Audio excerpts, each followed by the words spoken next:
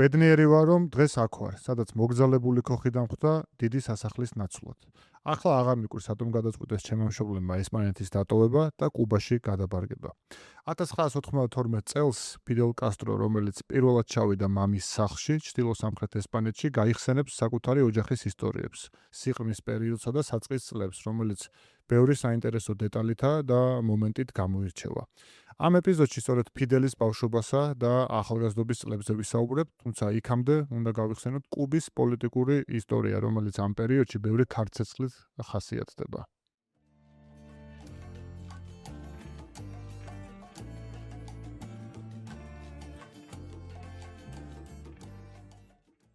და რა თქმა უნდა, ამას გავაკეთებ გიორგი ხატიაშვილთან ერთად, რომელიც კვლავაც ამერიკაშია და იქიდან შემომიერთდება. გიორგი, თუ გესმის ჩემი ხმა? მოგესალმებით, სასიამოვნო უკვე მეორე ეპიზოდზე აქ ყოფნა. მეორე ეპიზოდს ადიანად ვწერთ, ალბათ ნიშნავს იმას, რომ ეს პროექტი სავარაუდოდ გამოგვივა, პირველზე არ გავჩერდით. კი, ეს უკვე დიდი ნაბიჯია. გიორგი, სანამ გადავალთ დღევანდელ ეპიზოდზე და იმ პოლიტიკურ მოვლენებზე, რომელიც შესავალში დავაანონსე, ალბათ კარგი იქნება, რომ იქამდე გავიხსენოთ პირველი ეპიზოდის ყველა მნიშვნელოვანი მოვლენა, ხო? ჩვენ გასულ ეპიზოდში ვისაუბრებთ კოლუმბის მიერ კუბის აღმოჩენაზე, ჰაიტიში არსებულ რევოლუციაზე, დამოუკიდებლობის პირველ და მეორე წლებზე და ასევე ყველა იმ მნიშვნელოვან ფიგურაზე, რომელიც პირველ ეპიზოდში ვახსენეთ, ალბათ მათგან გამორჩეული ხოსე მარტი იყო. საბოლოო ჯამში კი 1902 წლამდე მივედით, სადაც კუბამ ფორმალურად მაინც მოიპოვა დამოუკიდებლობა, ესპანეთის დროშა ჩამოიხსნა, თუმცა კუბის დროშასთან ერთად იქვე ახლომახლოს უფრო დაბალ სიმაღლეზე ამერიკის დროშაც გამოჩნდა. მოდი შეგვიძლია ალბათ აქედან დავიწყოთ პოლიტიკური მოვლენების გახსენება და მიყოლა და შემდგომ, როგორც ეპიზოდის დასაწყისში ვახსენეთ, ფიდელის ბავშვობამდეც მივყოთ, რომელიც არანაკლებ საინტერესოა მისი ოჯახის ისტორიებთან ერთად. კი ბატონო, ესე იგი 1902 წლის 20 მაისს დე იურე კუბა ხდება დამოუკიდებელი სახელმწიფო. თუმცა დამოუკიდებლობა ეს ჩვენი გამოცდილებიდან ვიცით, ხო, დამოუკიდებლობა არც დემოკრატიას ნიშნავს და არც ფუნქციონალური სახელმწიფოს შექმნას და ეს იქნება კორუფცია, ეს იქნება ინსტიტუციების გაუმართავება, თუ ეს იქნება სხვადასხვა პრობლემები, რომელსაც ჩვენ ვნახავთ, ეს მუდმივი სცენი აღმოჩნდა კუბის სახელმწიფოსი.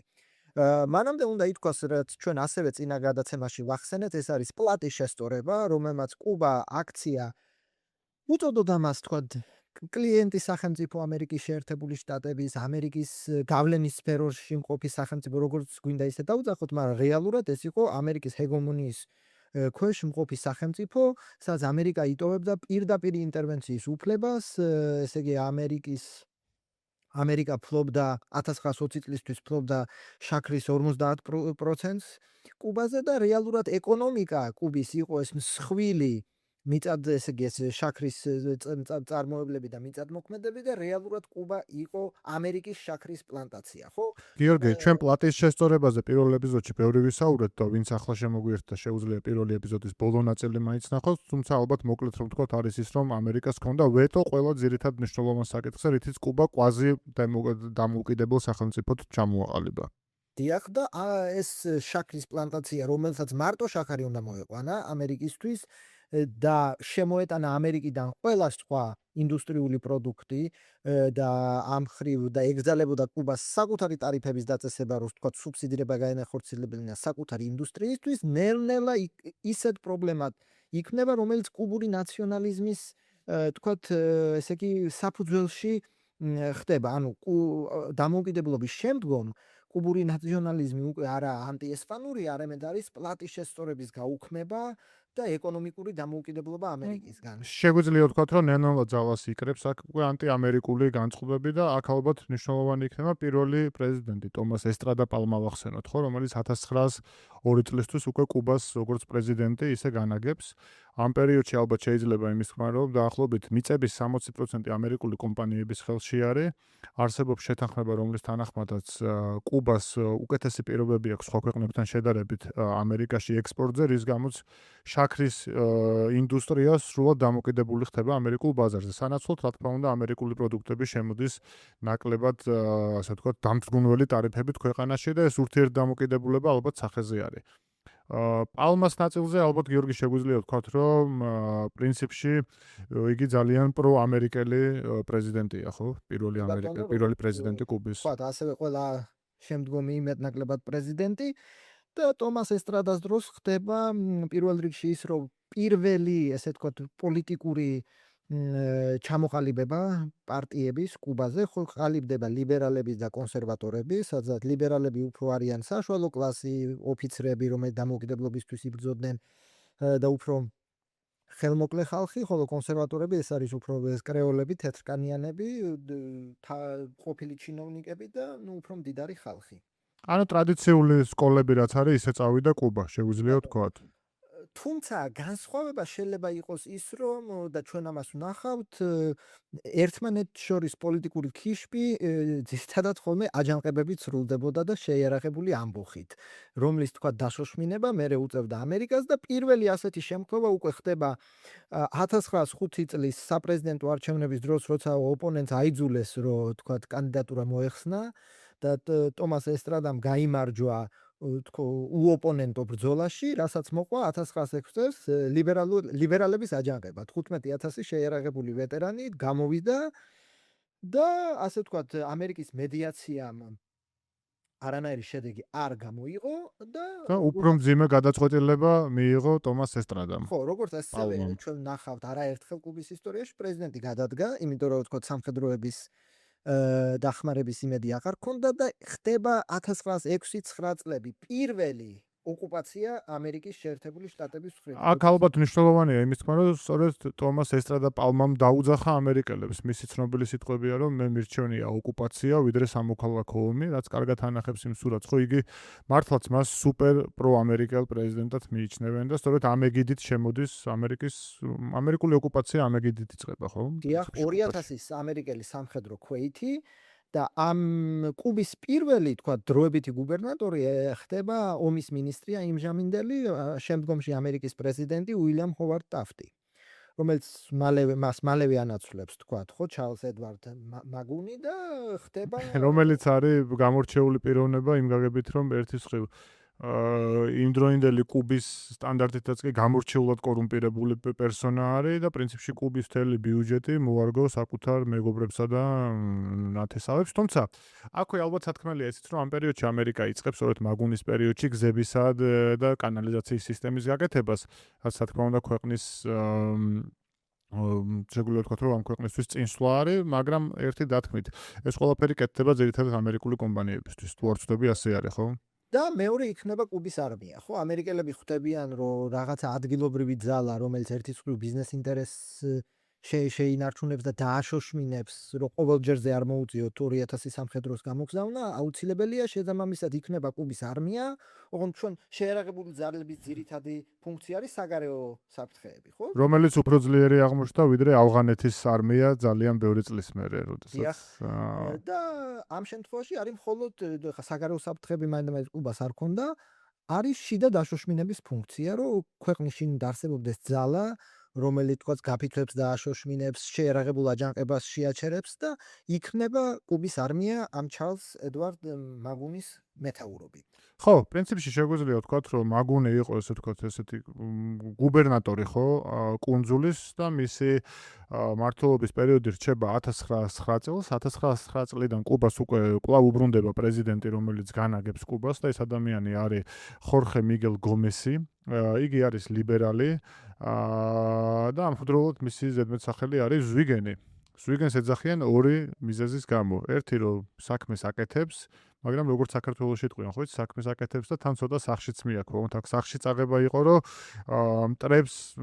მტრებს ჭამსო. პირდაპირ ასე ვთქვათ, თარგმანი რო ავიღოთ იმ პერიოდის ჩანაწერები, შესაბამისად ხორხე მიგელ გომესი არის მეორე პრეზიდენტი კუბის, რომლის დროსაც, როგორც ამბობენ, ერთის მხრივ კორუფცია კიდევ უფრო მაღალ ნიშნულზე ადის და მას უკავშირდება ეროვნული ლოტარიის სისტემის შექმნა და ლოტარიის ბილეთებს ყიდდნენ მასთან და მის ოჯახის წევრებთან დაკავშირებული პირები და ამით ძალიან დიდი ფული იშოვეს, ასე ვთქვათ, მის გარემოცვაში და კიდევ უფრო მძიმე არის ის, რომ მისი პრეზიდენტობის პერიოდში 1912 წელს მოხდება შიდა აჯანყება იგი აუქმებს შავკანიანების პარტიას, რის გამოც ასე ვთქვათ, ეს კუბა უნდა ვახსენოთ კიდევ ერთხელ, ხო, კუბა არის მულტიეთნიკური სახელმწიფო და წინა ეპიზოდში ჩვენ ამაზე ბევრი ვისაუბრეთ და აი ამ ნიადაგზე, ამ აჯანყების ნიადაგზე გომესი სავარაუდო ციფრები არის, რომ ქალაქ ორიენტეში 3000-დან 6000-მდე შავკანიან ადამიანს ხოცავს. ეს პრინციპში იყო ხოცვა ჟლეტვა. და ეს ხაზგასასმელია იმ კუთხითაც, რომ ამით იკვდება კუბის დამფუძნებლის ხოსე მარტის იდეა, რომ კუბა არის ერთი სახელმწიფო, ერთიანი სახელმწიფო, ოღონდ აქ ცხოვრობენ, ასე ვთქვათ, მულტიეთნიკური ხალხი და აქ არანაირი, ანუ ამ თანაცხოვრებაში არანაირი პრობლემა არ არის. პრინციპში პირველი ბზარი სწორედ ხოსე მიგელ გომესის პერიოდში ჩდება. საბოლოო ჯამში ხოსე მიგელ გომესი საკუთარ პრეზიდენტობას ამთავრებს 1913 წელს და მას ანაცვლებს ჩემი აზრით გამორჩეული პერსონა, რომელიც დღეისთვის ისტორიის თაროებზეა, უკანა თაროებზე არის გადანაცვლებული, ეს არის მენოკალი, პრეზიდენტი, რომელიც დაიკავებს კუბის საპრეზიდენტო ტახტს. ალბათ ისე საქართველოში ხშირად გვიხსენები ეს სიტყვა, რომ ესა თუ ის ადამიანი პოლიტიკურ ცხოვრებამდე იყო კარგი მენეჯერი. ამ შემთხვევაშიც შეგვიძლია ხო რომ გამოვიყენოთ ეს სიტყვა, რადგანაც მენოკალის ბიოგრაფია არის ასეთი. მას დამთავრებული აქვს ამერიკის შეერთებულ შტატებში კორნელის უნივერსიტეტი.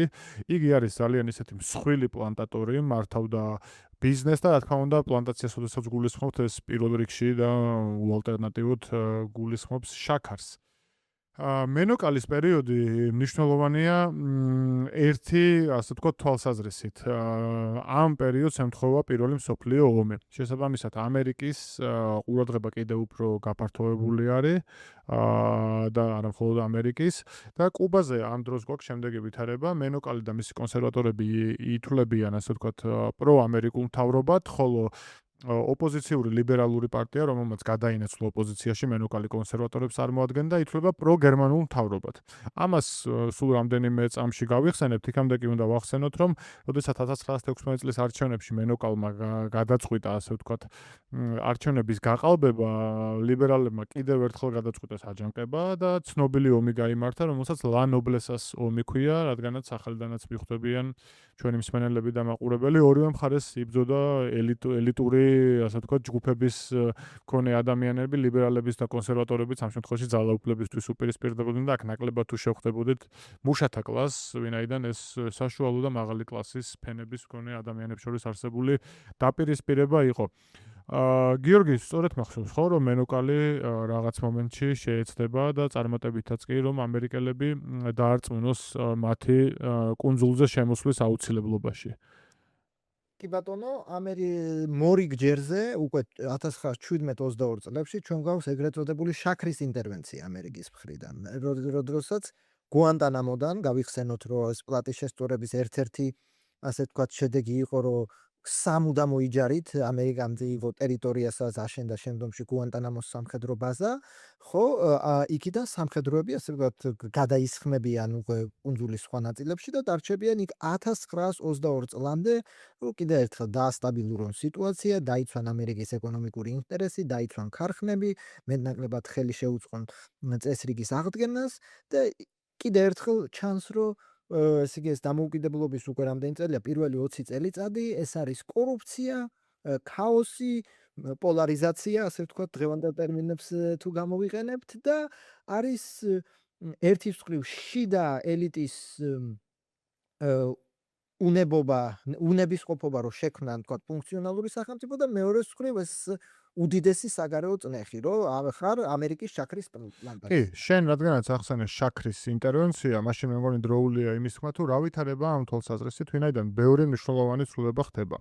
დაახლოებით პირველი მსოფლიო ომის პერიოდში 1914-1918 წელი და ეს არის სწორედ მენოკალის პრეზიდენტობის პერიოდში კუბაში გიგანტური ქარხნები ანაცვლებენ მცირე ზომის ქარხნებს. აქ როდესაც ვამბობთ გიგანტურ ქარხნებს, იგულისხმება ის, რომ ამ ქარხნებს და მათ მეპატრონეებს მფლობელობაში აქვს რკინიგზა, პორტები, გზები, არ ვიცი, საკუთარი ფინანსური ინსტიტუტები და ბევრი სხვა რამ, ეს პრინციპში კვაზი სახელმწიფოები არის თავად კუბის სახელმწიფოში.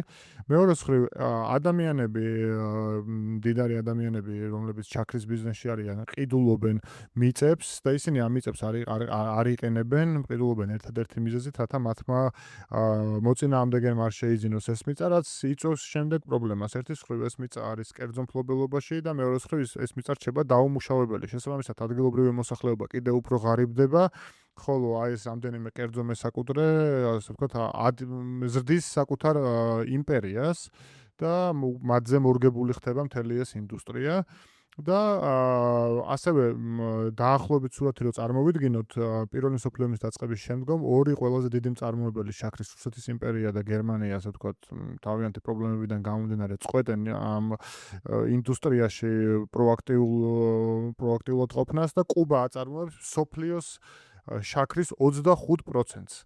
და აქ მნიშვნელოვანია ერთი ფაქტორი, რომ ამ წარმოების 50%-ს ფლობს 10 ამერიკული კომპანია. გარდა ამისა, თავად ამერიკაში 5%-ით იზრდება ყოველ წელს შაქრის მოხმარება, რაც იმას ნიშნავს, რომ კუბას მუდმივად აქვს ბაზარი, სადაც საკუთარ შაქარს ძალიან კარგად გაყიდის და რაც ერთის მხრივ მიმზიდველია ფინანსურ-ეკონომიკურად, თუმცა მეორეს მხრივ ხდება სრული დამოკიდებულება, რაც შემდგომში ძალიან მძიმედ აისახება და ეს ასე ვთქვათ, შაქრის ეკონომიკა ამ პერიოდში რომ მოკლედ შევაჯამოთ, შეგვიძლია ვთქვათ, რომ პირველი მსოფლიო ომამდე თუ კი შაქარი ღირდა 5 ცენტი, პირველი მსოფლიო ომის პერიოდში ფასი გახდა 25 ცენტი. დაახლოებით ნავთობის სიტუაცია გვაქვს, ხო, როდესაც აი პირველი პერიოდი ამუფეთქა ნავთობმა და საკმაოდ ღარიბი ქვეყნები უცბად სათავეში მოაქცია ეკონომიკების ყოველ შემთხვევაში დინამიკა ასეთი იყო.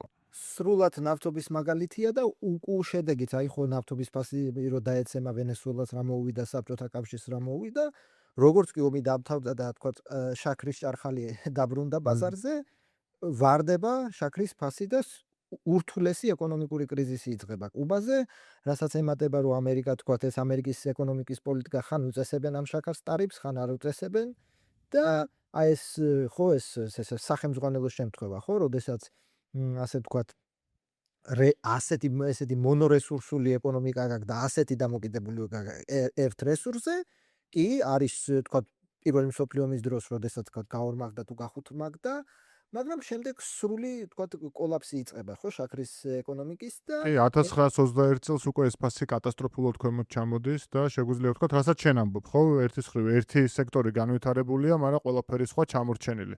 და აი მენოკალის პრეზიდენტობის დასასრულს შეგვიძლია ვთქვათ, რომ პრინციპში შაქრის კუბა არის ფინანსური, ასე ვთქვათ, პრობლემების წინაშე, ქვეყანა ინსტიტუციურად არის განუვითარებელი, პოლიტიკური კრიზისი ცალსახა არის და აქ ძალიან კარგი სურათი არის, ასე ვთქვათ, როგორ შეიძლება ლიდერი იყოს მოწყვეტილი რეალობას იმ პერიოდში, როდესაც ეს ბანკი იხურება ეროვნული და ეს პრობლემები არის, მენოკალი საკუთარ, ასე ვთქვათ, იახტებს ეს ფიქრობს და დაცურავს სანაოსნო საქმით არის დაკავებული, მათ შორის ევროპაში მოგზაურობს და ასე შემდეგ. და სწორედ ასე მივდივართ ჩვენ ალფრედო ზაისამდე, ხო, რომელიც 1921 წელს ხდება კუბის ახალი პრეზიდენტი და აქაც შემდეგი ვითარება გვაქვს, გიორგი, ეს როგორი ის არის, ან თითქოს ყველა პრეზიდენტს თან გასდევს, იწყება თითქოს კარგად, ხალხი არის იმედით და მთავრდება საშინლად. ზაისის პერიოდი რომ მოკლედ გავიაროთ, ეს შეგვიძლია ვთქვათ, რომ კუბის სუვერენიტეტის ყველაზე დაბალი წერტილი არის. პრინციპში იგი ითვლება პრეზიდენტად, თუმცა ამ პერიოდში ამერიკიდან არის ასე კიდევ შეგვიძლია სიტყვა გამოვიყენოთ გენერალ-გუბერნატორი ენოკ კროუდერი გამოგზავნილი, რომელიც ოფიციალური მიზეზით ფინანსური პრობლემების აღმოსაფხრელად და მონიტორინგისთვის იმყოფება კუბაში, თუმცა ეს არის ადამიანი, რომელიც ცხოვრობს კუბის პრეზიდენტის სასახლეში და იგი მიიჩნევა და მას ეძახიან ზე პრეზიდენტს, რადგანაც პრინციპში იგი აძლევს დავალებებს ალფრედო ზაისს და შემდგომ ალფრედო ზაისი მისი დირექტივების საფუძველზე მოქმედებს.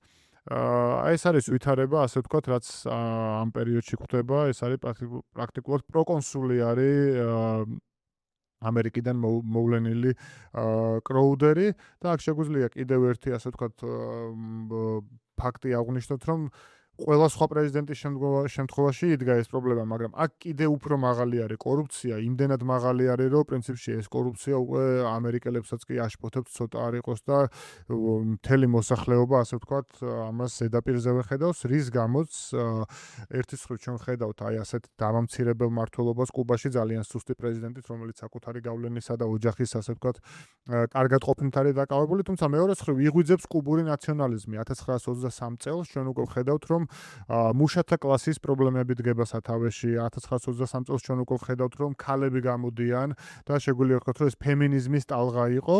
აქედან გამომდინარე, რამდენადაც ძიმე იყო სიტუაცია, იმდენად ამან ხელი შეუწყო ალტერნატიული მხარის გამოგვიძებას. ხო, აქვე უნდა აღვნიშნოთ, რომ ენოკ კროუდერი, ეს კარგად რომ დავინახოთ სურათი, მენოკალის მიერ აშენებულ საპრეზიდენტო სასახლეში ცხოვრობს. ეს სასახლე მოგვიანებით ფიდელ იმას რევოლუციის მუზეუმად გადააქცევს.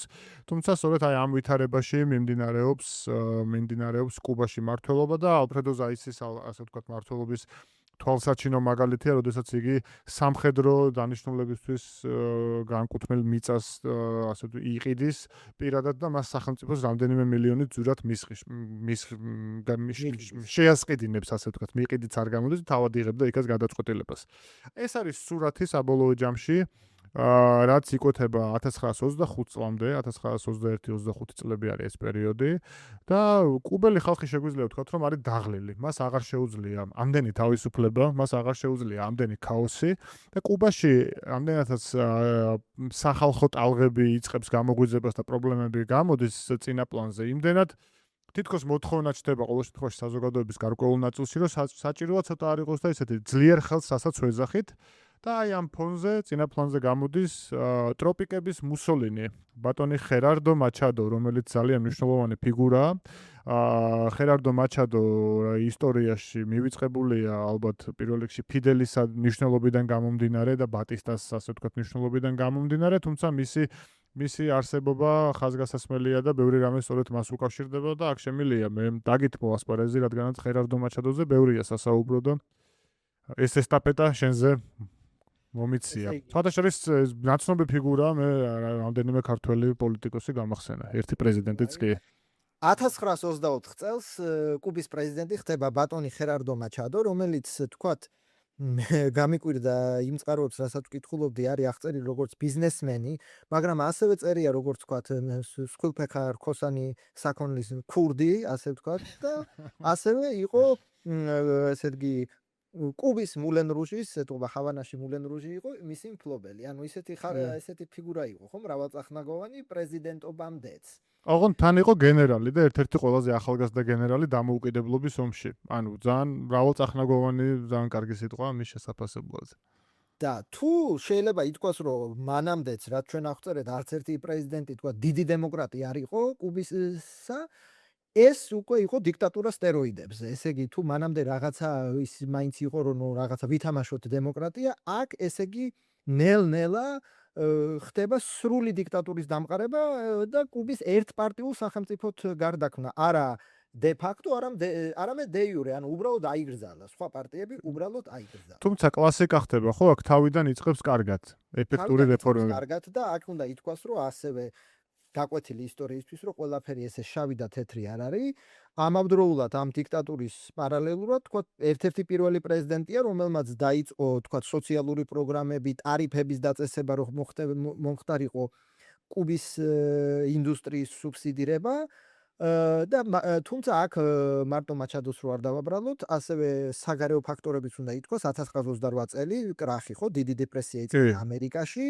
და 24-დან 28 წლამდე მანამდეც ხო შაქარი პრობლემატური იყო, 60%-ით ეცემა შაქრის ფასი. და ამერიკა ასევე იწყებს პროტექციონიზმს, ანუ ტარიფები წესდება ცნობილი და ανახევრებს თქვათ კუბის შაქარს ამერიკის შეერთებული შტატების შიგნით. საგარეო ფაქტორები ნამდვილად პრობლემატურია. ხო, მე მგონი საგარეო ფაქტორებმა და ისედაც წინარე ისტორიამ მიახვედრა, რომ შაქრის ინდუსტრიიდან უნდა გადასულიყო სხვა სეგმენტებზე და სხვა, ასე ვთქვათ, მიმართულებით განევითარებინა ეკონომიკა და მისი, ასე ვთქვათ, ესე ძალიან ობსესირებული იყო ინფრასტრუქტურის განვითარებაზე. 1000 კილომეტრიანი ავტობანი სწორედ მის პერიოდში დაიწყო, რომელიც კუბის ორ ყველაზე უკიდურეს წერტილს აკავშირებდა ერთმანეთთან და კიდევ ჰავანის რეკონსტრუქცია და ასე შემდეგ. ამიტომ მე მაგიტომ ვამბობ, რომ ერთის მხრივ კი ორი სხვადასხვა წახნაგი აქვს მის პოლიტიკურ კარიერაში, მაგრამ ძალიან დამახასიათებელია, ხო, ავტოკრატები და დიქტატორები მეორე მხრივ ესეთ ინფრასტრუქტურულ პროექტებს, აი ქვეყნის განვითარებას ამ თვალსაზრისით სხვადასხვა ქვეყანაში ვხედავთ. გზების დაგება, კანალიზაციის მოწესრიგება, დივერსიფიცირება. აი ამ თვალსაზრისით ჩემთვის ძალიან კლასიკური დიქტატორის, ასე ვთქვათ, მანტიაშია მაჩადოში. არ ვიცი მეთანხმები თუ არა, მე ასე ვხედავ მასთან იმ პერიოდში თუ დავინახოთ სურათს. კი ბატონო და აქ შენ ახსენე ხო ზვიგენი და ზვიგენის თემას ვერ გავექცევი. ესე იგი მაჩადოს ყავდა საიდუმლო პოლიცია, რომელსაც ეთქვა პორა, რომელიც ალბათ ითარგმნება როგორც ხელკეტი, ან თუ ესპანური ენის სპეციალისტები შემისწორებენ თუ მეშლება. სიკვდილის ესკადრონები მე მგონი ხო ეგრე შეგვიძლია უწოდოთ. ვთქვი რომ 1926 წელს ესე იგი კუბის მუშათა კონფედერაციის ესე იგი დივანი უბრალოდ ზვიგენებს შეაჯამეს. ესე იგი ამას ჩვენ ლათინური ამერიკის ისტორიაში მე 70-იან წლებში უფრო ვნახავთ ხო არგენტინაში და ჩილეში ეს უფრო მიღებული პრაქტიკა იყო, მაგრამ რო ესე უბრალოდ რო აღწეროთ რადომის დიქტატურა ქონდა ხერარდო მაჩადოს, ესეც საკმარისია ხო, ასე ვთქვათ, რომ უბრალოდ პოლიტიკური ოპონენტი თუ ასე ვთქვათ შეაჭამა ზვიგენს. ჩვენთან მე ის მიხარია, რომ ჩვენთან უფრო მობიერი ზვიგენები ცხოვრობენ თბილისში. ეს ბევრად უფრო კარგი არის ვიდრე და ამავდროულად 1925 წელს ყალიბდება კუბის კომუნისტური პარტია. რაოდენ საინტერესოც არ უნდა იყოს და შემდეგ ბატისტას დროსაც ვნახავთ, ეს იყო უფრო ხელისუფლებასთან ალიანსში და კონსერვატიულ ძალებთან ალიანსში მყოფი ესე იგი კომპარტია მინიმუმ 40-იან წლებამდე, ან დიდი ფაქტორი არ ქონდა და ძირითადად აი მაჩადოსთან ალიანსში იყვნენ, მერე ბატისტას მთავრობაშიც იყვნენ ასეთი აი რუსეთის KPRF, რუსეთის KPRF-ი დაახლოებით, ხო, ან პროსახელისუფლებო კომუნისტური პარტია ყალიბდება. მაჩადომ გაზარდა სამხედრო ბიუჯეტი, ასევე რუსეთი რო ვახსენეთ, საკუთარი საპრეზიდენტო ვადა გაზარდა 6 წლამდე. და 1928 წელს ესეც კუბის ისტორიისთვის არ ახალია, ესე იგი ოპონენტის გარეშე იღარა კენჭი და მოიგო საპრეზიდენტო არჩევნებისაც თვითონ იყო ერთადერთი კანდიდატი, თუმცა ეს იწვევს ესე იგი ხო როგორ ქმედება იწვევს სწორ და საპირისპირო უკუპროტონის კანონია, იწყება ესკალაცია და ჯანყდება უნივერსიტეტები. ხო, ეს ყალიბდება ეს უნივერსიტეტი. ჰავანაში პირველ რიგში არის ეს ცხელი წერტილი. და შემდეგშიც ვნახავთ ეს რომელსაც დახურავს და სტუდენტებს კომუნისტებს ეძახის ესეც რაღაც ისეთი ნაცნობ კომუნისტებს ეძახის, დაიჭერს ფსიქოლოგიის პროფესორს ბატონ რამონ გრაუს სან-მარტინს, რომელიც შემდგომში კუბის პრეზიდენტი გახდება. შეხვდება ბევრჯერ ბატონი რამონ გრაუ ჩვენ. და ყალიბდება, ესე იგი კუბის ასევე კუბის ისტორიისთვის არ ახალია, ეს ყალიბდება ეგრეთ წოდებული ABC, ანუ ABC რევოლუციური საზოგადოება.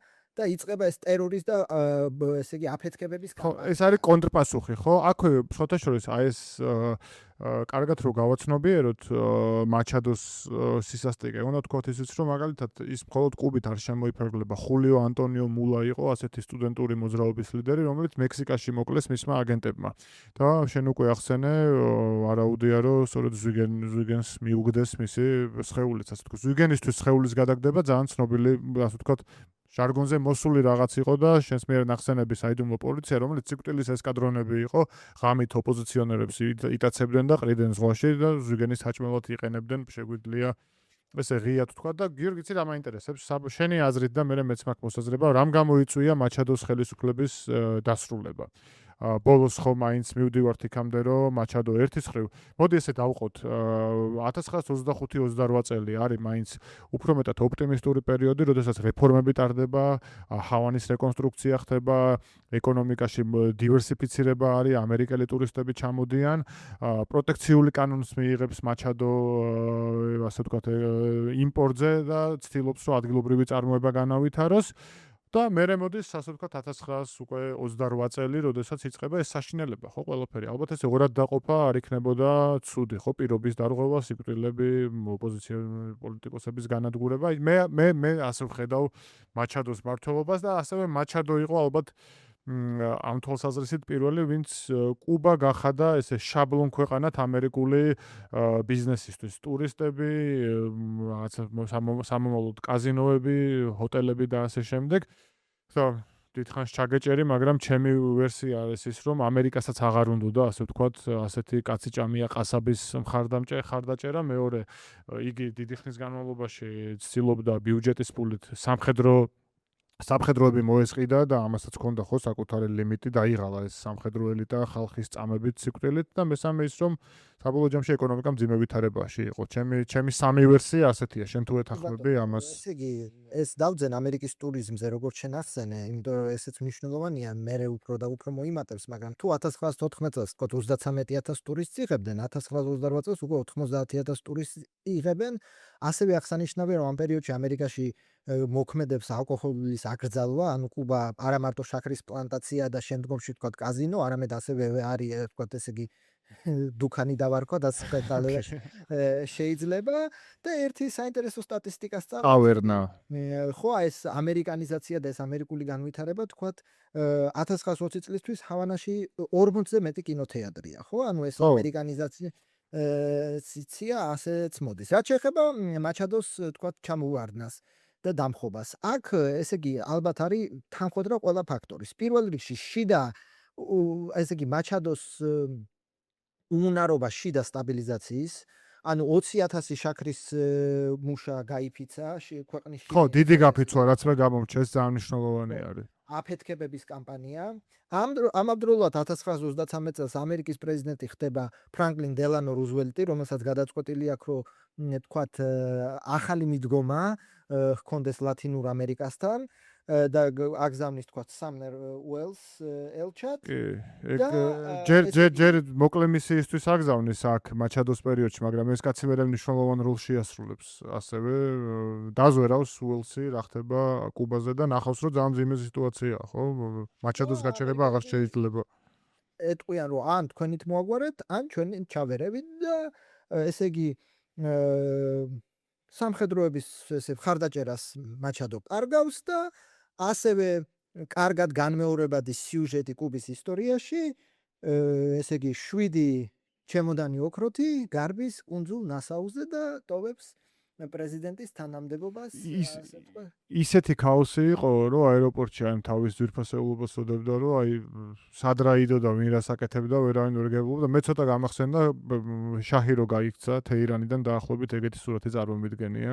ბევრი რაღაც დატოვა კიდეც და ბოლოს მაიამიში აღესრულა, ხო, როგორც ყველა კუბელი პრინციპში, ვინც პოლიტიკურ სცენაზე იყო. და ესე იგი ასე ვთქვათ, რომ შევაჯამოთ 1900 ესე იგი 33 წლის დასაწყისისთვის კუბაში არის ქაოსი, პრეზიდენტი გაიქცა და ასე ვთქვათ, ახალი ეტაპი იწყება იმ კუთხით, რომ სამხედროები უფრო და უფრო გამოდიან პოლიტიკურ ასპარეზზე, მაგრამ ეს ალბათ უკვე შემდეგი არა, აქ ჩვენ ჩერდებით განზრახ, რადგანაც შემოდის ნენელა ბატონი ბატისტა, რომელიც იმდენად მნიშვნელოვანი ფიგურაა, რომ ჯობს შემდგომ ეპიზოდში ცალკე დაუთმოთ დრო და სწორედ აი მაჩადოს ბოლო წლებზე გავაჩეროთ ეს თხრობა, თუ შენგან მექნება კურთხევა ამის და აქვე რო ასევე შესავალი გაგიკეთო, მაჩადოს პრეზიდენტობისას ქვეყანას მოევლინება და ამ ესე იგი პოდკასტის ესე იგი იდეური მე შემიძლია ახლა იდეური სულის ჩამდგმელი, მაგრამ შემიძლია სრული ქაოსი გამოვიწიო შენს კითხვაზე და თქვა, რომ ქვეყანას მოევლინება ანხელა კასტრო, რამონ კასტრო, ხუანიტა კასტრო, რაულ კასტრო, აგუსტინა კასტრო, ემა კასტრო და მათ შორის იქნება მესამე ფიდელ კასტრო, რომელიც ჩვენი პოდკასტის სულის ჩამდგმელია მართლაც და ალბათ მაყურებელის და მსმენელის მიხვდება, რომ ჩვენ აქედან ვაგრძელებთ და ანონსებულ თხრობას ფიდელ კასტროს ოჯახსა და ბავშვობაზე, რადგანაც ნელა დროა. ფიდელი მისი ოჯახის წევრები თუ შემოვიყვანოთ ჩვენ პოდკასტში, რომელსაც შემდგომ ეპიზოდებში რა თქმა უნდა კიდევ და კიდევ უფრო მეტ დროს დაუთმობთ. როგორც შესავალში ვახსენეთ, ფიდელ კასტრო დაიბადა ესპანური წარმოშობის ოჯახში. ანხელ კასტრო საკუთარ მეუღლესთან ერთად დატოვებს გალიციას. ანხელ კასტრო, რომელიც 1875 წელს დაიბადა გალიციელი გლეხის ოჯახში, კუბაში გამოყვა ესპანურ არმიას, რომელიც იმ პერიოდში კუბის დამოუკიდებლობის წინააღმდეგ, კუბური არმიის წინააღმდეგ იბრძოდა. და მოგვიანებით თავისთავად ცხადია, როგორც ისტორია გვეუბნება, ანხელ კასტრო თავის ოჯახთან ერთად დარჩება კუბაზე და იქ დაიწყებს ბრძოლას გადარჩენისთვის, რადგანაც ანხელი ძალიან ხელმოკლე ადამიანი იყო, როგორც ეს ისტორიული წყაროები ამბობენ, ძირითადად იგი ცდილობდა საწყის პერიოდში ლიმონათის გაყიდვით გადაერჩინა თავი, აი ამ შაქრის ასე ვთქვათ პლანტაციებში დადიოდა და მუშებს თავაზობდა საკუთარ ლიმონადს, რომელიც თან დაქონდა და აი ასე ცდილობდა რაღაც როგორც საქართველოში იტყვიან 1-2 კაპიკის დაგროვებას, სანამ ფეხს გაიმყარებდა და უფრო წარმატებულ კარიერას დაიწყებდა. ანხელ კასტრო საბოლოო ჯამში შეეცდება და ამას აკეთებს კიდეც წარმატებით, აიღებს რამდენიმე, ასე ვთქვათ, მიწას და იწყებს თავადად შაქრის ინდუსტრიაში ბედის დასს. იგი რამდენიმე ადგილზე, არაერთ ადგილზე იწყებს თავის ბიზნესს, თუმცა საბოლოო ჯამში ბირანში დაფუძნდება, სადაც ფიდელ კასტროც იბადება. საკუთარი ბიზნესის წარმატებასთან ერთად ბირანში ფერმაზე იზრდება მისი კაპიტალიც, ეს უკვე შესამჩნევი ხდება, მაგრამ მოხდება ერთი მნიშვნელოვანი რამ, იგი გაშორდება თავის ცოლს, რომელთან ერთადაც ესპანეთიდან წამოვიდა და მოიყვანს მასზე 30 წლით ახალგაზრდა გოგო სოლოც, რომელიც იქამდე მის ფერმაში მუშაობდა მოახლედ და ეს მნიშვნელოვანია იქიდან გამომდინარე, რომ სწორედ ამ ქალთან ერთად ეყოლება ანხელ კასტროს შემდგომში 7 შვილი, საიდანაც მესამე იქნება ბატონი ფიდელ რუზი. ალბათ გაგიკვირდებათ ხო, ყველა ფიდელ კასტროს ელოდით, თუმცა იგი მე ფიდელ რუზად გამოვაცხადეთ და ამას ქონდა თავისი მიზეზი. ფიდელ კასტრო პირველი წლების განმავლობაში, საწყისი წლების განმავლობაში უпростоრად დედის გვარზე იყო, რადგანაც უკანონო შვილად ითვლებოდა. ანხელი ჯერ კიდევ არ იყო გაცილებული თავის ოფიციალურ პირველ ცოლს, სწორედ აქედან გამომდინარე, მას მოუწია დედის გვარზე დარჩენას, როგორც ამბობენ, ამას ბავშვობაში მის წინააღმდეგ დღევანდელი სიტყვით ბულინგის კუთხით იყენებდნენ, რამაც ფიდელზე მნიშვნელოვანი თუ არა გარკვეული ზეგავლენა მოახდინა. მნიშვნელოვანია და მნიშვნელოვანზე უფრო მეტად ალბათ საინტერესოა, რატო დაარქვეს სახელი ფიდელი, ხო? როგორც ისტორიული, ასე ვთქვათ, წყაროები ამბობენ, არსებობდა ერთი ლოკალური პოლიტიკოსი ფიდელ პინო, რომლის მოსყიდვასაც და რომელთანაც ურთიერთობის დაალაგებას ძალიან ცდილობდა ფიდელ კასტროს ანხელი და სწორედ მის საპატივცემულოდ საკუთარ ვაჟს დაარქვა ფიდელი და შეეცადა რომ ფიდელ პინო ყოფილიყო ფიდელ კასტროს ნათლია, თუმცა ფიდელ პინომ პირდაპირ შეგვიძლია ვთქვათ რომ ფეხებზე დაიკიდა და არც ერთხელ არ გამოცხადდა ეკლესიაში. საბოლოო ჯამში 7 წლამდე ფიდელ კასტრო იქნება მოუნათლავი და ასე ვთქვათ მამის მცდელობაც წყალში ჩაიყრება, რომ ადგილობრივი გავლენიანი პოლიტიკოსი მისი ოჯახის ნათესავი გამხდარიყო. გიორგი შეგვიძლია ხო ალბათ ვთქვათ რომ ფიდელის ალბათ დამახასიათებელი არის ის რომ ბავშვობიდან გამორჩეული და თავისებური ბავშვი იყო ძალიან აქტიური და მეორე მხრივ პროტესტი უყვარდა ძალიან.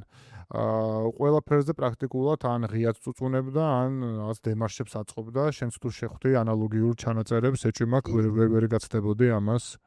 აბსოლუტურად ეს იყო, ესე იგი, ახლა თანამედროვე ტერმინი ალბათ ტანტრუმი რო გამოვიყენოთ, ალბათ ესეც შეიძლება იყო აბსოლუტურად ესე იგი პროტესტები, რაც გაზდიოდა იმ კუთხით, რომ დედას ძალიან უყვარდა და დედა ხვდებოდა, რომ ეს არის ძალიან ნიჭიერი ბიჭი და ამიტომ ნუ მამამისი ხა ფიდელი რო გაჩნდა, მამამისი იყო 52 წლის. შესაბამისად, ხა ჯერ დედას არწმუნებდა, მერე დედა მამას არწმუნებდა. დედას საყვარელი შვილი რაული იყო, თუმცა როგორც შენ აღნიშნე, რაულის ჰქონდა ანგელოზის ხასიათი და ფიდელს ჰქონდა ესეთი ძალიან ესეთი მეომარი, რაც ნუ გამოადგა ხო შეიძლება ითქვას პოლიტიკაშიც და აქ შენ რო ხოვდი და მეც რაც ძალიან საინტერესოა, ანუ პრაქტიკულად აი ხო აი ამერიკის ემიგრანტების ისტორია მამამისი ხო 1 სენტის თუ სენტაურა იყო კუბაში 1 სენტაურის გაერეშე ჩამოვიდა და გახდა მსხვილი მიწათმფლობელი. კი, იმდენად მსხვილი გახდა რომ არც თუ ისე დიდი ხნის შემდგომ დაახლოებით 12000 ჰექტარ მიწას ფლობდა, რაც ძალიან დიდი მასშტაბი იყო იმ პერიოდისთვის. ეს ძალიან დიდი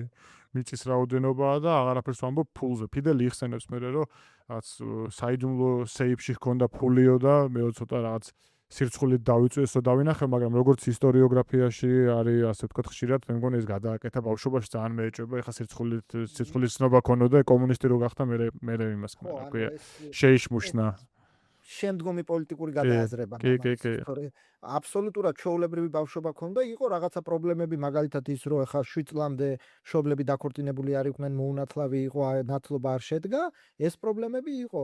მაგრამ ის რომ ახლა მამამისი ახლა ექსპლუატატორი ჩაგვრელი არა, მიწათმოქმედელი ჯერ არც ყოფილა რაც არის არა, ძალიან ლობიერი და ისე ლიბერალი იყო ამ თვალსაზრისით და მამასთანაც არა. მიწათმოქმედელი იყო და რაც იცი რა, რასაც ამბობენ უშუალოდ ურთიერთობაში მას ძალიან კარგი ურთიერთობა ჰქონდა, თუმცა როგორც იმ პერიოდში არის მამები ნაკლებად იცლიდან შვილისთვის და ძირითადად დედა იყო, ვინც ჩართული იყო, ასე ვთქვათ, აი საოჯახო სამეურნეო საქმიანობაში. პრინციპში მალევე 7 წლის იყო ფიდელი, როდესაც მას გაუშვებენ სანტიაგოში სასწავლებლად, ხო, ძალიან ახლა და მის მასთან ერთად და სადაც მოინათლება და ეს მონათლა საჭიროა იმისთვის, რომ შემდგომში შევიდეს საჯარო კათოლიკურ სკოლაში, ვინაიდან ნათლობის გარეშე ამის გაკეთება შეუძლებელი იქნებოდა. ამას გარდა შეიძლება ითქვას, რომ პრინციპში ყველა დეტალი რო ახლა არ გავიხსენოთ, ამ სკოლის შემდგომ არის იეზუიტური სკოლა, რომელიც მნიშვნელოვანი ეტაპი არის ამ იეზუიტურ სკოლაში. ფიდელი გამოირჩევა კიდევ უფრო იმით, რომ ხშირად აპროტესტებს საკვების ხარისხს, უკმაყოფილოარი მის მიმართ ნიშნების დაწერით და მოპყრობით და ერთი დეტალი, ძალიან მნიშვნელოვანი დეტალი, რაც ფიდელის, ასე ვთქვათ, პიროვნებას კარგად ახასიათებს, ხო? მან სწორედ ამ იეზუიტური სკოლიდან, იგი თუ არ ვცვლები, 1940 წელს პრეზიდენტ რუზველტს მიწერა წერილი და მან თხოვა ინგლისურით. კი, და გაგვახსენე რა თხოვა ამ წერილში? $10 გამოგდანა და უთხრა რომ თუ გჭირდება ხომალდებისთვის ფოლადი თუ რკინა, მე მიგაასწავლის სად არის ასე ვთქვათ რკინის მაღაროები, რაც ვთქვათ, აი ფსიქოლოგიურად მიუთითებს რომ კი, რა თქმა უნდა, კუბური ნაციონალიზმი ეს რომ ამერიკა გვჩაგრავს, მაგრამ ის სიყვარული, ეს ბეისბოლი იქნება კალათბურთი თუ კლდეზე ცოცვა. ყოველთვის ჰქონდა ამერიკისადმი. კი. ეს love hate როგორც იტყვიან, ეს ყოველთვის ჰქონდა ამერიკისადმი და მერეც დარჩება ეს სიყვარული და ხო, ეს რამდენად გააზრ პრინციპში რაც რა სპორტ, ხო, ნუ ასე შეგვიძლია ვთქვათ, რომ საყოფაცხოვრებო დონეზე როგორც მინიმუმ ამ და შემდგომ პერიოდში, აი მათ შორის უკვე პოლიტიკაში, როდესაც არის სტუდენტური მოძრაობებში, ესე საყოფაცხოვრებო დონეზე ამერიკის მიმართ არა აქვს პროტესტი, აქ გულისხმობ იმას, რომ მაგალითად ბეისბოლს არ უყუროს, ან ყველა ამერიკელი ეზიზღებოდეს, მას როგორც ესე ვთქვათ, ამერიკა როგორც პოლიტიკური კონცეფტი, აი ეს არის მისთვის წინააღმდეგობრივი, თუმცა ერთი მნიშვნელოვანი დეტალი შემოდის ამ იეზუიტური სკოლიდან, ფიდელი ითხოვს და მიაღწევს ამას, მალე გადადის ჰავანაში არსებულ იეზუიტურ სკოლაში და აქ ერთი რამ ამოყობს, ასე ვთქვათ, თავს. რომელ წელს დაიბადა ფიდელი? 1926 წელს თუ 1927 წელს. და ეს ისტორია მნიშვნელოვანია იმ კუთხითაც, რომ ფიდელს, რადგანაც მას ასაკი არ უწყობდა ხელს, არ იღებდნენ სკოლაში, რის გამოც მამამისმა მოგთამა, როგორც სკოლის, ასე ვთქვათ, ადმინისტრაციის წარმომადგენელი და ფიდელი 1927 წლის ნაცვლად ოფიციალურ დოკუმენტებში 1926 წლიანად გააფორმა. და სწორედ ამ გზით მიიღეს ფიდელი ჰავანის იეზუიტურ სკოლაში და საინტერესო არის ის, რომ გარდაცვალებამდე მას ეს არ უარყვია. სულ ამბობდა, რომ 1926 წელს იყო სინამდვილეში დაბადებული, არა და ყველა მიცოდა სიმართლე, ხო? აი როგორი ეს საინტერესოა იმ კუთხით, რომ ხო, რა თქვი, რომ რა, ხა 14-ის ვიყავი და 15-ის უნდა ყოფილიყავი და მამაჩემმა რა, არა, მთელი ცხოვრება 50 წლის იუბილე გადაუხადესოთ, ანუ 59 წლის. კი, ეგ არის ძალიან საინტერესო ნაწილი. ეთყობა ეს არის სირცხვილი, ეს არის, ნუ არ ვიცი, ან შეიძლება უბრალოდ რომ ხა 26 წერია ყველგან. ან ჯიუტობაც არასოდეს არ უღიარებია რომ 27-იანია და ყველგან თუ ახლა ოფიციალურ დოკუმენტებში არის 13 აგვისტო 1926 წელი. თუმცა ამ ცნობასაც ხვდებით რომ არის 27-იანი. კი. და აქ პრინციპში შეგვიძლია ვთქვათ რომ ეს იეზუიტური სკოლა მნიშვნელოვანია იმ გაგებით რომ პრინციპში ფიდელი პირველად იწყებს ესე სისტემატიურად სწავლას, იმიტომ რომ იქამდე სულ პრობლემა იყო მის სწავლის ნაწილში მუდმივად საყვედურები იყო, მაგრამ მეორეს მხრივ ძალიან არაინტერესებს კატეხიზმო, ლოცვა და ამებს უბრალოდ პროცედურულად მიყვება, რასაც იეზუიტურ სკოლებში იმ პერიოდში ასწავლიდნენ. ასევე შეიძლება ითქვას, რომ ფიდელი არის ნამდვილი ქართველი სტუდენტი, გამოცდამდე ერთი დღით ადრე იწყებდა მასალის სწავლას და მთელი ღამის განმავლობაში ცდილობდა მის დაზუსტებას. და იგი როგორც ჩანს საბოლოოდ ნიშნები უკეთესდება იმ კუთხით, რომ ნამდვილად ნიჭიერი კაცი იყო და ძლივს აღმოაჩენს რაც აინტერესებს, ეს არის პირველ რიგში სპორტი, ცნობილია, ხო? ხა კალათბურთი და მეორე არის ისტორია, დებატები და ასე შემდეგ. და უშუალოდ აი კიდე ერთი კარგი დეტალი არის ის, რომ როდესაც რელიგიის სწავლებაზე არის საქმე, მისთვის ყველაზე საინტერესო იყო ძველი აღთქმა, რადგანაც იქ იყო ასე ვთქვათ მომენტები, სადაც ბრძოლა იყო, სადაც მეტი ასე ვთქვათ დაპირისპირება იყო, უფრო მეტად საინტერესო იყო მისთვის აი ასე ვთქვათ ეს კუთხე მათ შორის წმინდა წიგნებში, ხო, როგორც მას იეზუიტურ სკოლაში ასწავლიდნენ. და ერთი ფაქტორი რო ვთქვათ, არის რომ იწყება ნახევრად, მაგრამ ეს პოლიტიკური ჩამოყალიბება, ან წინარე პოლიტიკური ეტაპი რაღაცების წაკითხვის. ეს არის ხოსე მარტი, რა თქმა უნდა. ასევე უნდა აღინიშნოს, რომ ეს იეზუიტური სასწავლებელი რა არის, ხო, ამ 30-იან 40-იან წლებში ეს არის, ასე ვთქვათ, როგორც თვითონ ამბობდა, მერე რომ არ ყველა არის ესპანეთის სამოქალაქო ომის, ასე ვთქვათ, ანუ ყველა არის ფრანკოს მხარდაჭერი, ყველა არის მემარჯვენე ფრანკისტი და ის კითხულობს ესპანეთის ფალანგის დამფუძნებლის ხოსე ანტონიო პრიმო დე რივერას დაწერებსაც, რაც საინტერესოა, ხო, შემდგომში მისი განმომერცხენეება, მაგრამ დასაწყისი ესე, რაც იყო ხა, მაინდამაინც მარქსის კითხვით, ესე იგი თავი არ შეუძლია. და რივერა რაც არის, კარგად გამოხატავს იმ პერიოდის ფიდელს, რივერა გმობს როგორც მარქსის, ასევე საპარლამენტო დემოკრატიასთან არსებულ აი დეკადანტურ რაღაცა კონსუმერისტულ კულტურას, რომელიც არსებობს და ასევე შეგვიძლია ვთქვათ, რომ ალბათ ხოსე ანტონიო რივერა უყალიბებს მას იმ წმენას, რომ ეს ესპანურენოვანი ქვეყნები ეს რაღაც ერთი სპირიტუალური სივრცე არის და ეს რაღაცა ერთი ბრძოლის დიდი ველი არის. და სწორედ ამ კონტექსტში ეს მათ შორის ჩემი გააზრება, ამ კონტექსტში ხედავს აი ამ ესპანურენოვანი ქვეყნების ბრძოლას კაპიტალისტურ ამერიკასთან, თუმცა აქვე სათქმელია, რომ ესპანურენოვანი ქვეყნები ზოგიერთი ძალიან ახლოს არის ამერიკასთან, ზოგიერთი კიდე პირიქით. შესაბამისად, აი დაახლოებით ეს არის სურათი, რაც ჰავანას იეზუიტურ სკოლაში ხდება, ხო და რა უნდა აკეთოს? ეს დიდი კითხვა არის, იმიტომ რომ ფიდელმა ბოლომდე არ იცის, ეს არ არის ჩამოყალიბებული, ბოლოს კი მივა იურისტობამდე, მაგრამ და ეს იურისტობამდეც როგორ მივა? რა დაახლოებით ქართული ლაპარაკი ისე მოდელია, რომ ლაპარაკი გეხერხება და მოდი ახლა ადვოკატი გამოდი დაახლოებით და მამამისმა და ოჯახის გავლენამ გადააწყვეტინა ესეც ასევე ძალიან მსგავსი არის ჩვენს კულტურაში. რადგანაც ლაპარაკი ახსენე ალბათ მნიშვნელოვანია იმისთვისაც, რომ დებატების კლუბის ძალიან აქტიური წევრი იყო. იგი ხვდებოდა, რომ საჯარო ლაპარაკი უფრო შეიძლება უფრო ეფექტური იარაღი ყოფილიყო, ვიდრე მაგალითად შაშხანა ან დამბაჩა, რომელსაც ასევე აიღებს მოგვიანებით ხელში და მას ეს ბოლომდე გამოყვება. რასაც ამბობენ, არის ის, რომ მას იგი ბევრს მოწონდა, მაგრამ ცოტა ყავდა ახლო მეგობარი. რამდენადაც ღია იყო საზოგადოებისთვის, იმდენად კარჩაკეტილი იყო.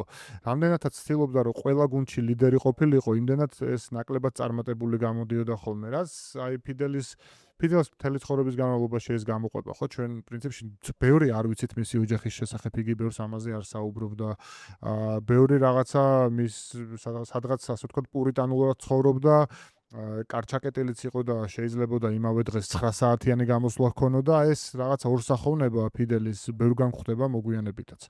და არ ვიცი, ალბათ ამ ნოტაზე შეგვიძლია ვთქვათ, რომ ხდება 18 წლის და უკვე აკაკუნებს უნივერსიტეტის კარზე და აქ აკაკუნებს რა შეგნებით, ხო? მისთვის ამერიკა უკვე არის ის მოდელი, უпроსტად მისთვის ამერიკა არის ქვეყანა, რომელსაც მთელი თავისი შეგნებით უნდა ებრძოლოს და აქ კიდევ ერთხელ რომ გავიმეოროთ, ხოსე მარტის ნაწერებს დიდი როლი აქვს შესრულებული, ჩემი დაკვირვებითაც, თუ მეთანხმები ამ ნაწილში.